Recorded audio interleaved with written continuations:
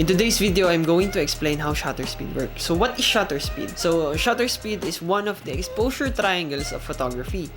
We have the ISO, the aperture, and our shutter speed. Shutter speed is the length of time when your shutter is exposed to the light. Much more like how much time does your camera taking a photo or taking a shot. So yun yung nakikita or naririnig mong tumutunog pag nag-click ka ng camera mo. Like this one. Yep, yun yung ating shutter.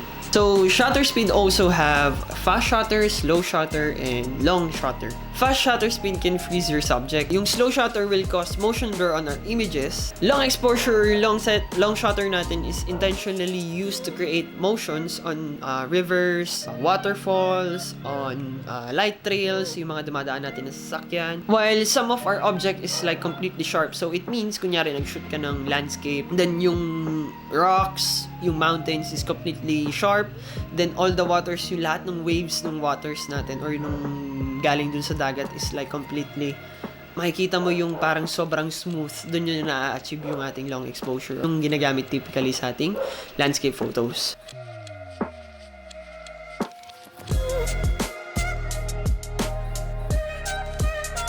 So, shutter speed is typically measured in fractions of a second when they are under a second. For example, 1/4 is the quarter of a second, and 1/250th of a second is a millisecond. So, nagigets nyo yung point. So, yung ating camera, yung ating DSLR, yung ating mirrorless camera can shoot up to 1/4000 of a second. But yung ibang camera or yung mga mirrorless camera natin can shoot even faster, like 1/8000 of a second. On the other hand, the longest available shutter is up to 30 seconds. Ganun siya katagal na nakabukas. Halos lahat ng camera natin, lahat ng DSLR or mirrorless camera natin, it can shoot up to 30 seconds.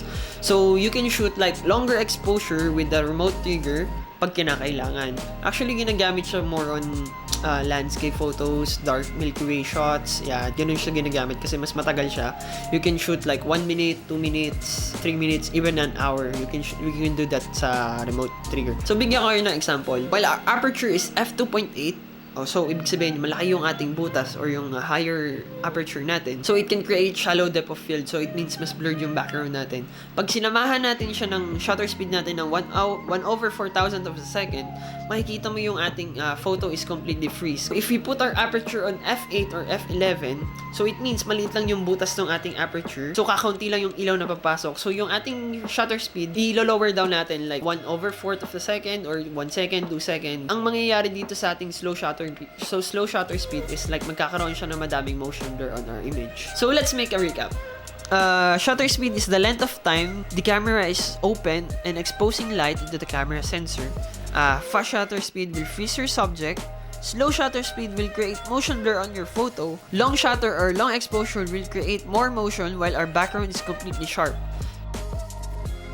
So, that's it, kaibigan. I hope may natutunan ka dito sa video na to.